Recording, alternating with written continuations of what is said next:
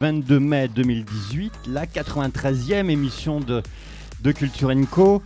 Avec des invités aujourd'hui. Anna, dans un instant, on va recevoir dans la rubrique littérature. Bonjour. Bonjour. Tout le monde. On va recevoir qui? C'est qui l'invité? On va recevoir l'auteur du livre Seul contre tous, l'histoire d'une équipe, Alexandre Fievet. Voilà, il sera interviewé, bien entendu. Par moi. Par Anna. Et bien sûr, côté théâtre, on aura notre chère amie Isabelle. Et puis côté cinéma, ce sera Yacine qui nous parlera, je crois, du marathon qui s'est passé le 15 mai dernier. Marathon dit... comment on dit ? Deadpool, merci. Et puis pour la deuxième partie d'émission, pour la scène musicale, on recevra... Sur le quai de la Seine, au beau milieu de la nuit, un homme... La littérature sur Dynamique Radio. Eh bien, j'en connais un, il s'est bien rattrapé. Hein. C'est ça. Hein, Fred ? Tout à fait. Ouais. Alors, comme on a pu le constater, c'est l'heure, bien sûr, de la littérature. Avec Anna, bien sûr, et son invité, Alexandre Fievet, pour parler du livre Seul contre tous. Anna. Oui, j'ai cet immense plaisir de vous présenter Alexandre Fievet, qui me fait le bonheur d'être dans nos studios. Bonjour Alexandre. Bonjour Anna. Soyez le bienvenu dans Culture & Co. Pour vous présenter un petit peu, nous vous avons reçu l'année dernière pour nous présenter votre ouvrage Jean-Jacques Goldman Sur ses traces, paru aux éditions Grund, qui suivait l'épopée de Jean-Jacques Goldman, évidemment, un vrai monument au paysage musical français.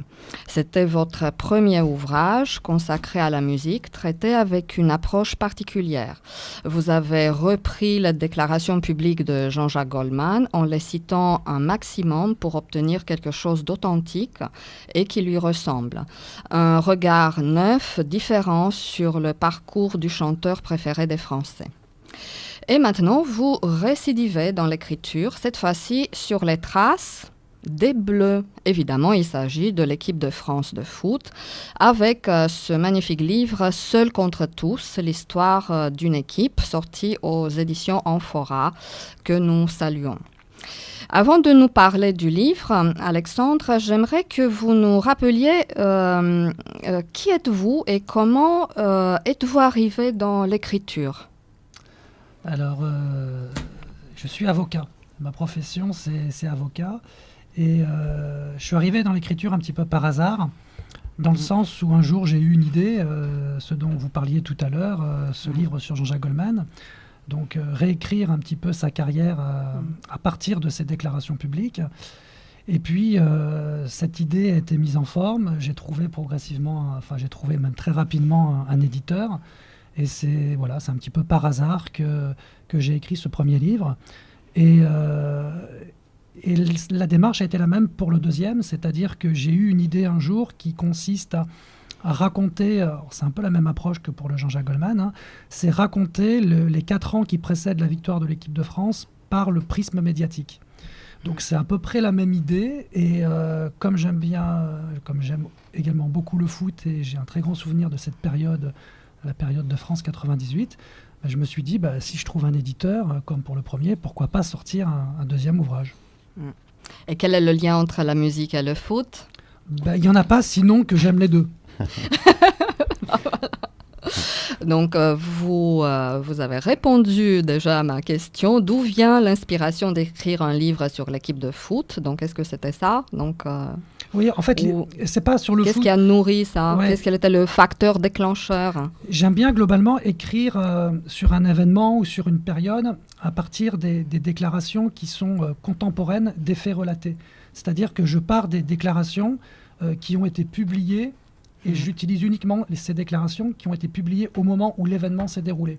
J'ai fait à peu près la même chose avec Jean-Jacques Goldman, et là j'ai fait exactement la même chose pour France 98, afin d'essayer de restituer en fait la vérité du moment, celle que finalement la mémoire individuelle ou la mémoire collective a du mal à restituer. Interroger une personne 20 ans après sur un événement, elle va vous restituer d'une certaine manière, mais la mémoire a aussi ses défauts. Elle a beaucoup de qualités, mais aussi ses défauts.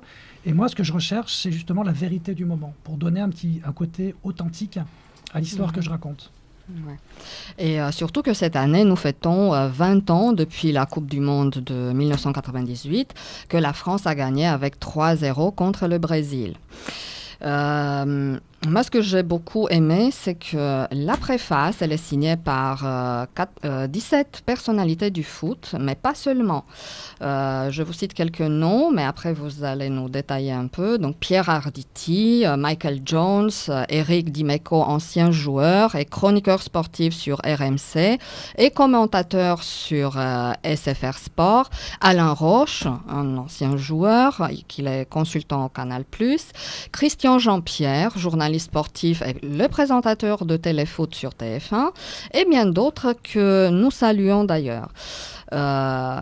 Ils ont tous évoqué comment ils ont vécu le jour de 12 juillet 1998, la finale France-Brésil couronnée par la victoire de France. Alors comment vous êtes venu cette idée de interroger, de demander à autant de personnes d'écrire la préface ou de répondre à cette question? En fait, cette préface, c'est justement l'inverse du contenu du livre. Exact. Là, je demande justement dans cette préface à des gens de se souvenir 20 ans après. Oui. Alors, pourquoi cette idée de préface, le souvenir du 12 juillet 98 ? Parce que je suis parti, et je ne suis pas le seul, d'un constat que si vous demandez à des gens dans la rue ce qu'ils faisaient le 12 juillet 98, ils vont tous, en tout cas les plus de 30 ans, ils vont tous se souvenir exactement ce qu'ils faisaient et où ils étaient. Et je me suis dit, ce qui serait... C'est bizarre quand même, hein. Ça marque quelque chose. Vous étiez où à ce moment-là ? Moi, je regardais ça chez un copain, avec des copains, devant la télévision. Je m'en souviens très bien. Et vous, Anna ? Je sais pas. Ah oui. Je me rappelle plus. C'est l'exception qui confirme la règle. Non, mais je regardais aussi, mais vraiment les détails, je me rappelle pas. Moi non plus. Vous êtes les deux exceptions. Mais par contre, je sais en 94 ce que j'ai fait. 94 ? Oui. Ah ouais. Coupe du Monde qui était en Amérique, Oui, tout à aux fait. États-Unis. Voilà. Ouais. Et donc voilà, l'idée, c'était de demander à différentes personnalités de différents milieux. Donc il y a des journalistes, il y a des gens du monde de la musique, il y a des gens du monde du cinéma, justement de se souvenir un petit peu de ce 12 juillet 98. Et j'avais en tête de demander également donc, à des joueurs de foot qui auraient pu être dans cette équipe. Eric Dimeco, à quelques mois près, il faisait cette Coupe du Monde. Il était dans l'équipe d'Aimé Jacquet. Alain Roche, c'est pareil. Alain Roche est allé jusqu'au championnat d'Europe 96 en Angleterre. Lionel Letizy fait partie des 6 exclus quand Aimé Jacquet donne sa première liste. C'est une liste de 28 et non pas une liste de 22. Et lui fait partie des 6 joueurs qui ont été exclus. Donc lui demander ce qu'il faisait le 12 juillet, ça avait du sens. Pierre Arditi, c'était un peu celui qu'il fallait que j'ai dans cette préface. Parce que Pierre Arditi, 2-3 semaines avant l'ouverture de la Coupe du Monde, il en a tellement marre d'entendre tout ce qui se dit sur l'équipe de France, ces critiques négatives, tellement marre d'entendre toutes ces attaques qui sont dirigées vers Aimé Jacquet, que sur un plateau de TF1, chez Roger Zabel, il prend position et s'énerve sur le plateau en disant « Mais arrêtez, laissez-le travailler, vous les journalistes, arrêtez de vous prendre pour le sélectionneur, laissez-le travailler, c'est quelqu'un de très bien, il fait probablement son travail très très bien, on jugera après, mais laissez-le travailler ». Et ce coup de gueule a fait le tour du monde. C'est ce que Pierre Arditi m'a raconté. Ça a fait le tour du monde. Et voilà, donc ce sont les raisons pour lesquelles je voulais que ce livre commence, en tout cas la préface commence par le témoignage de Pierre Arditi. Et notre cher Michael Jones. Michael Jones, c'est... qu'on salue. C'est un copain, donc quand j'ai pensé effectivement... il a vécu comment ça, lui? Alors, Michael, il n'est pas rentré dans un niveau de détail, mais il m'a donné quelques petits souvenirs de cette Coupe du Monde. Mais il était en tournée, je pense, avec Jean-Jacques Goldman sur cette période-là. Et est-ce qu'ils ont fait un break sur la période Coupe du Monde? J'ai encore un doute, mais je lui poserai la question. Oui. Et ce que je veux que vous expliquiez un petit peu aux auditeurs, donc comment vous êtes, c'est un travail titanesque que vous avez fait, donc pour tout réunir, toutes ces déclarations, comment vous vous y êtes pris, donc avec un planning, comment vous avez travaillé pour sortir ce livre? De manière chronologique, C'est pas très compliqué en fait, il suffit de prendre le calendrier des matchs de l'époque. Mhm. Et puis on sait que les journaux, globalement, ils écrivent sur un match de l'équipe de France 2-3 jours avant et 2-3 jours après. Ouais. Donc j'ai pris ces dates et j'avais toutes les dates sur un papier et je suis allé à la bibliothèque François Mitterrand et je suis allé chercher les journaux, le journal de l'équipe, Le Monde, Libération, pour justement me constituer toutes les archives et que ce soit le plus diversifié possible, avec bien entendu une préférence pour l'équipe, France Football qui consacre l'essentiel, Les journaux spécialisés. l'équipe, une grande partie, et France Football, l'essentiel de son magazine. Mais je voulais aussi d'autres, j'ai pris beaucoup Le Monde aussi, parce que c'était intéressant de confronter le football et puis un journalisme peut-être un peu moins orienté sur le sport. Et puis, bien entendu, un certain nombre d'archives TV. Puisque j'ai accès à la base de données de l'INA, donc ça m'a permis de redécouvrir un petit peu les émissions télé de l'époque, telles que Stade 2, Tout le Sport, ou même Soir 3. C'était très intéressant. Vous avez regardé des heures de... Non, pas des heures. Non, beaucoup quand même. Oui, en fait, j'ai une certaine discipline de travail, c'est-à-dire que je commence ma journée par cette activité-là. Donc de 6h30 jusqu'à 7h30, 8h, je ne fais que ça. Et donc c'était la lecture. Rigoureux, donc. C'est bien. Ça me permet de tenir après, ça me permet de tenir des délais parce que comme j'ai un autre métier, ce qu'on disait tout à l'heure, il faut que je produise. Surtout que c'est un métier très prenant, donc. Mais c'est du loisir. Je me lève plus tôt pour pouvoir. C'est comme si je me levais plus tôt pour aller courir. Donc au lieu d'aller courir, je fais ça. Et c'est pas énormément de travail, puisqu'encore une fois, je ne fais que regarder des vieilles émissions de télé, relire des vieux magazines, et surtout le journal de l'équipe. Oui, mais il faut les écrire, donc vous les regardez, mais après, c'est vous qui les mettez en forme et tout. Mais j'ai toujours du mal quand ma femme me dit, tiens, qu'est-ce que tu vas faire, parce que j'ai 1 heure le week-end. Qu'est-ce que tu vas faire? J'ai du mal à lui dire je vais travailler, alors que j'ai France Football dans les mains. Voilà. Oui, mais bon, c'est déjà très bien que vous mélangez le travail avec le plaisir. Donc, ce n'est que du plaisir. Le jour où il n'y aura plus de plaisir à faire ça, je ne le ferai plus, puisque, encore une fois, j'ai une autre activité et que ça, c'est vraiment dans mes heures creuses, en quelque sorte. Vous avez pensé d'écrire un livre sur le métier d'avocat ? Qui tourne autour de ce métier. Oui, j'y ai pensé. Après, est-ce que j'ai envie de consacrer 2 heures par jour à ça? Je ne suis pas certain. Donc Jean-Jacques Goldman, oui. L'équipe de France de football, oui. Après, il faut que je trouve des sujets qui pourraient me plaire pour que j'y passe autant de temps dans mes heures de loisirs. L'inspiration va venir. Hein. Oui. J'espère. En tout cas, je pense, si je vous pose cette question, c'est que je pense que ce serait intéressant. Oui, probablement, mais ça me demanderait peut-être beaucoup plus de travail que justement un sujet.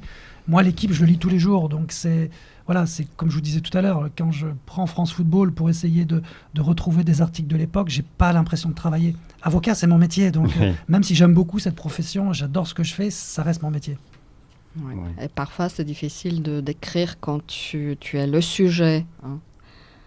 Moi, je suis complètement extérieur à tous ces sujets-là. Voilà, je ne suis pas journaliste, donc ça donne peut-être aussi une autre connotation, une autre vision du sujet. Ouais. En tout cas, on attend vos écrits. Hein. Oui. Il y a des projets en cours, là.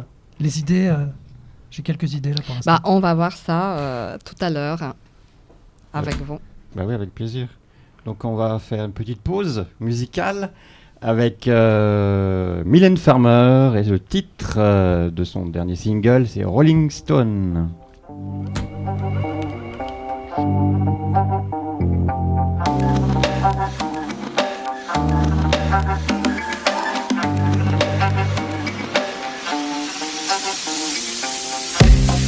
Et aussi de bad mood. J'ai le sang qui broie du noir. Commencer le livre par suivre le parcours de l'équipe de France sur 5 ans, depuis l'année 1993, qui marque les qualifications pour la Coupe du Monde de 1994, qui a eu lieu aux États-Unis. On trouve une équipe classée comme inqualifiable, après notamment les matchs France-Israël, 2-3, du 13 octobre 1993, et évidemment la défaite de la France contre Bulgarie le 17 novembre 1993. L'équipe de France ne parvient pas à se qualifier pour la Coupe du Monde aux États-Unis en terminant seulement 3e de son groupe de qualification derrière la Suède et la Bulgarie. Expliquez-nous ce qui s'est passé. En quelques mots, hein, donc. On va dire que c'est un véritable fiasco. L'équipe de France devait se qualifier. D'ailleurs, tous les médias, tous les journaux annonçaient déjà la qualification de la France. Je me rappelle même d'un magazine qui s'appelait Top Foot et qui titrait avant ces 2 matchs qualifié avec un point d'exclamation. Donc ça ne faisait l'ombre d'un doute pour personne. L'équipe de France était qualifiée et pour cause, il lui fallait prendre 1 point sur les 2 derniers matchs, sachant que les 2 derniers matchs étaient à domicile et que l'avant-dernier match était contre l'Israël, 71e nation au classement FIFA à l'époque, qui n'avait jamais gagné, je crois, un match à l'extérieur en phase qualificative. Et la France perd contre l'Israël 3-2 et perd ensuite en novembre 1993, donc contre la Bulgarie avec ce fameux but à la dernière seconde de Kostadinov. Donc la France ne va pas aux États-Unis contre toute attente. Et à partir de là, il y a une véritable révolution qui est réalisée au sein des instances dirigeantes. Et donc le président de la fédération, Jean Fournier-Fayard, donne sa démission. Le sélectionneur, Gérard Rouillet, après une semaine de réflexion... Justement, je voulais vous demander qui était le sélectionneur à l'époque. Hein, oui. C'est Gérard Rouillet qui était le sélectionneur. Avant ces 2 derniers matchs, il avait même demandé à ce que son contrat soit prolongé. Et finalement, les instances dirigeantes ont préféré attendre. Et puis, une semaine après le fiasco contre la Bulgarie, c'est lui qui donne sa démission. Et donc, il a été remplacé en fin d'année par son adjoint, qui était à l'époque Aimé Jacquet. Voilà. Aimé Jacquet, je ne sais pas si c'est un choix par défaut, c'est-à-dire que c'est à titre transitoire. Oui. Mais pourquoi ça ? Parce qu'en fait, le président qui remplace Jean Fournier-Fayard est un président intérimaire, Jacques Georges. Et il est prévu que le président soit nommé en février 1994. Et donc, ils se disent, il faudrait qu'il soit nommé quand même par le président, le futur sélectionneur. Donc, dans l'attente de la nomination de ce président, on va nommer un sélectionneur intérimaire. Et donc, Jacquet était officiellement nommé pour aller jusqu'en juin 1994. Mais il dit d'ailleurs, je cite, « L'état des lieux n'est pas mirobolant », il disait lors de sa prise de fonction. Et qu'a-t-il fait pour reconstruire une équipe gagnante en préparation pour les autres événements ? Elle n'a pas été gagnante tout de suite. Déjà, il n'a pas fait de rupture avec le passé, c'est-à-dire qu'il aurait pu se priver de la génération qui a échoué contre l'Israël et contre la Bulgarie, et il fait exactement l'inverse. Il considère que cette génération n'a pas encore tout donné et qu'elle elle est encore porteuse d'espoir. Donc il fait confiance à cette génération tout en essayant d'injecter progressivement des joueurs issus de la nouvelle génération.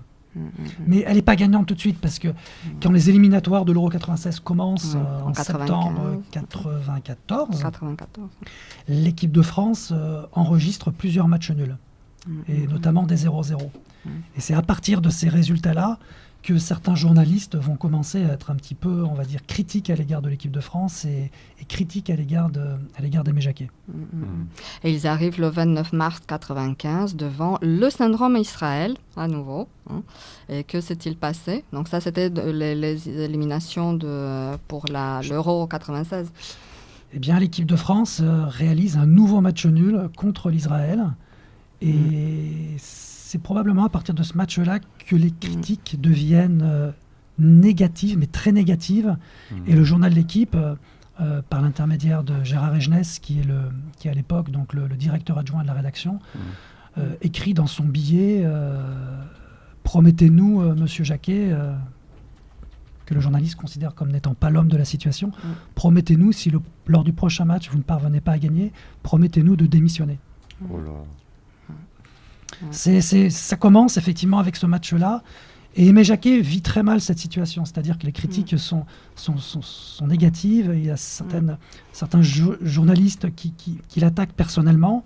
Et lui, c'est une période qu'il vit très difficilement.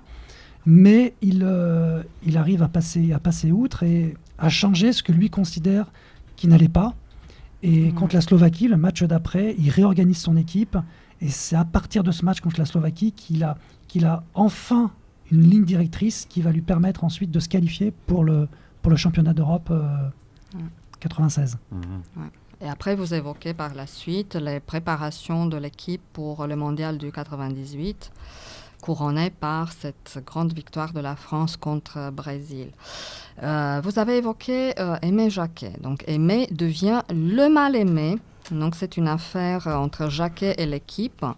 Pas que.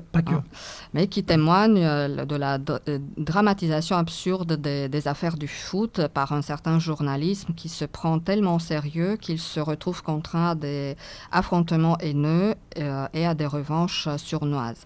Je pense que, d'après mes renseignements, vous avez rencontré Aimé Jacquet au cours de vos recherches. Comment s'est passé cet entretien ? J'avais pas besoin de le rencontrer pour faire ce livre, puisqu'encore une fois, moi je m'appuie uniquement sur les déclarations de l'époque. Mais j'ai eu l'occasion à un moment, parce que j'ai rencontré son avocat, et c'est Jean-Pierre Versini, donc son avocat, qui a organisé cette rencontre à Annecy. Et donc je suis allé voir Aimé Jacquet, nous avons passé 3 heures autour d'une table, autour d'un très bon déjeuner, et j'ai eu l'occasion de retraverser avec lui ces 4 années en fait que je raconte dans le livre.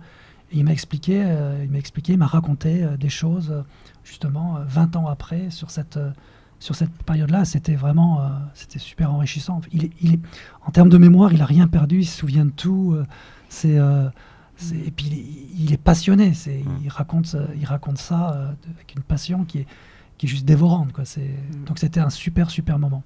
D'ailleurs, vous remerciez, ça m'a touché beaucoup, à la fin de votre livre, cet honnête homme qui a bien fait son travail. Ça vient pas de moi, ça. Je l'ai mis entre guillemets. Oui. C'est-à-dire que Donc, c'était pas vos mots? Non.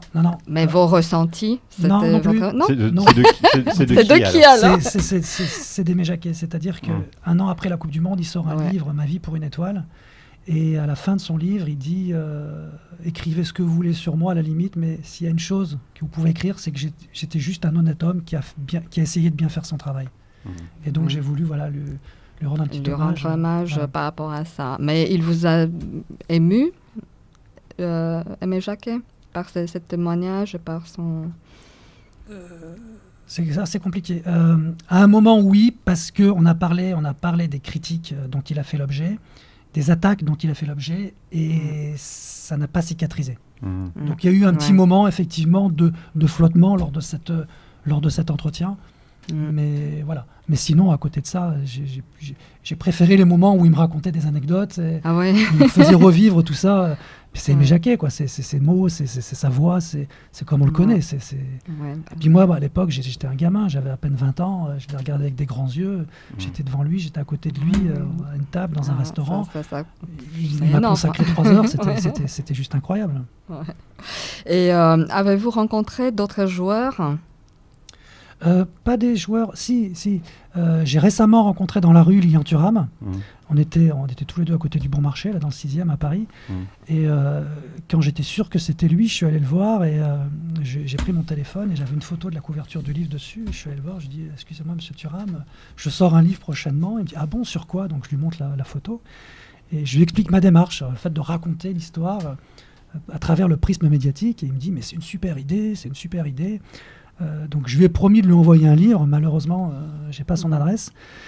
Donc comme j'ai l'adresse d'Aimé Jacquet et que j'ai envoyé un livre à Aimé Jacquet pour le remercier, j'ai demandé à Aimé Jacquet, j'ai mis 2 livres dans l'enveloppe et j'ai demandé à Aimé Jacquet s'il n'aurait pas la gentillesse d'en donner un à Lilian Thuram. À suivre. Ah oui, j'espère bien. Donc on vous rappelle que la 20e édition de la Coupe du Monde de football se déroulera en Russie du 14 juin au 15 juillet 2018. Le coup d'envoi du match d'ouverture sera le 14 juin 2018, Russie-Arabie Saoudite, et la finale sera le 15 juillet 2018. La France, elle est dans le groupe C avec Australie, Pérou, Danemark. Et son premier match sera le 16 juin contre Australie, le 21 juin contre Pérou, 26 juin Danemark-France. Avez-vous des pronostics par rapport à ça? Non. Je suis supporter. C'est trop Ouais. tôt, c'est trop tôt. Oui, puis c'est tellement compliqué. Ouais. Une Coupe du Monde, c'est faut que les joueurs soient en forme, il faut que le tirage parfois soit favorable. Alors ça ne veut pas dire forcément une équipe faible. L'équipe de France généralement fait plutôt des grands matchs contre les grosses équipes. Donc il y a plein d'éléments. Il faut aussi qu'il y ait un joueur qui se détache de tout ça. On a toujours eu des révélations. En 98, on a par exemple Emmanuel Petit. Personne ne pensait qu'Emmanuel Petit serait le Emmanuel Petit de 98. Donc il y a plein d'éléments qui rentrent en considération. La seule chose que je peux dire, parce que j'en ai parlé là avec Aimé Jacquet, et je trouve que c'est plus intéressant d'avoir l'avis d'Aimé Jacquet que le mien, et Aimé Jacquet m'a dit, il m'a expliqué déjà qu'il était en relation encore avec Didier Deschamps, qu'ils avaient l'occasion de se téléphoner, et Aimé Jacquet voit énormément de similarités entre l'équipe de 98 et l'équipe de 2018. Ouais. Et donc, il a un pronostic plutôt extrêmement favorable, Aimé Jacquet. Bah alors, on va suivre. Hein. Ça fait plaisir. C'est une affaire à suivre. Croisons les doigts. Exactement. Et ce qui m'intéresse aussi, c'est quelle était la phase la plus difficile dans l'écriture de ce livre? S'il y en a eu. Sinon... Non, il n'y a pas eu de phase. Il n'y a pas eu de phase compliquée. Non, la complication, ça a été un moment de trouver un éditeur. Parce que c'est le monde du livre est un peu compliqué. Si on n'est pas une star, si on n'est pas quelqu'un de très très très connu, c'est compliqué de sortir un livre. Donc j'ai eu un moment cette difficulté. Et puis j'ai envoyé le livre, une partie du manuscrit en tout cas, à Amphora, à Renaud Dubois, et lui il a été tout de suite enthousiasmé par le ton, par la logique qu'il y a derrière, le fait de raconter cette histoire, encore une fois, par le prisme médiatique. Et lui, il m'a dit oui tout de suite. Et voilà. Ça a été, voilà, il y a eu un petit moment de flottement là-dedans, dans cette aventure, c'est que j'ai eu une difficulté pour trouver le bon éditeur. Et on rappelle que la sortie officielle du livre est prévue pour le 12 juin prochain. Et dans l'attente, vous pouvez le précommander sur les plateformes Amazon, Fnac, Décitre, Chapitre, etc. Et sur le site de l'éditeur Amphora. Avez-vous d'autres projets, un autre livre éventuellement? Oui, je repars dans la musique. Enfin, je repars. Je suis déjà reparti. Ah ouais. Je suis déjà reparti puisque le manuscrit, je l'ai rendu il y a 2 semaines. Ouais. Et que là, on est en train de faire le choix des photos, mais ce sera un livre sur Frédéric Goldman Jones. Donc, je raconte l'histoire de ces 3 individus, d'abord séparément, puisqu'ils ont pas toujours été ensemble. Et puis leur histoire commune, voilà. Donc, ça va être un beau livre chez Grund. Avec de très belles photos inédites et surtout là, de super témoignages. C'est-à-dire que là, je suis pour une fois sorti de ma logique qui consiste à m'appuyer sur les déclarations des uns et des autres. Là, c'est vraiment des témoignages, mais des témoignages de la famille de Jean-Jacques Goldman. La famille, il y a Michael Jones qui m'a donné 6 heures d'interview. J'ai la famille de Carl Fredericks qui m'a donné des heures d'interview. Et j'ai tout l'entourage musical de Jean-Jacques Goldman dans ce livre. Donc c'est pas mal. Je suis assez content pour l'instant du résultat. C'est pas terminé, mais je suis assez content. Et il y a une date prévue? Oui, la date. Non, c'est en octobre. Ça sortira en octobre. Ouais, les beaux livres généralement ils sortent en octobre. Et Jean-Jacques Goldman, il va pas vous donner un entretien? Alors je ne lui ai pas demandé. Je ne lui ai pas demandé parce que je sais le peu d'intérêt qu'il porte à ce genre de projet.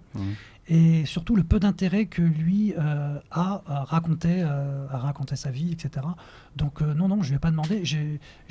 Ça ne m'a pas empêché d'en parler à son bureau et d'inviter dans cette aventure des proches à lui qui ont travaillé qui ont travaillé sur plusieurs de ses disques ou plusieurs de ses Moi, tournées. je peux vous recommander aussi son fils.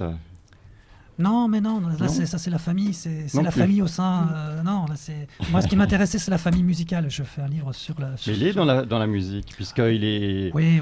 À My Major Company. Oui, mais il a une carrière qui est complètement, qui n'a pas de lien avec Jean-Jacques Goldman. Donc, non, ça m'a pas. Non, je cherche pas ce genre de choses. J'essaie de faire quelque chose d'authentique. Et là, je suis content parce que j'ai vraiment eu des gens qui ont vraiment croisé le chemin de Jean-Jacques Goldman et ne serait-ce que Mickaël.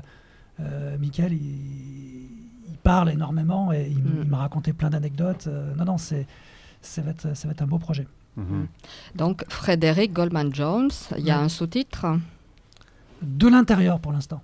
Parce que justement, ça a été fait vraiment avec des témoignages de proches, donc de l'intérieur. Oui. Aux éditions Grund. Ouais. Voilà. Donc, on arrive vers la fin de notre interview, malheureusement. Je vous rappelle donc le livre Seul contre tous, l'histoire d'une équipe aux éditions Amphora, écrit par Alexandre Fievé. Je le conseille à toutes et à tous. C'est une lecture inattendue, passionnante et documentée. Une excellente surprise qui saura être d'autant plus appréciée par les fans de foot. Et je vous le recommande vivement. Très très bonne lecture. Et il sera disponible à partir du 12 juin prochain. Tout à fait. Merci beaucoup, Alexandre. Merci. Merci beaucoup et je vous souhaite tout Le le meilleur. bonheur du monde, le meilleur et très bonne continuation dans vos démarches. Merci et beaucoup de livres. Vous êtes le bienvenu pour chaque sortie de livre. À bientôt alors. À bientôt. Très bientôt.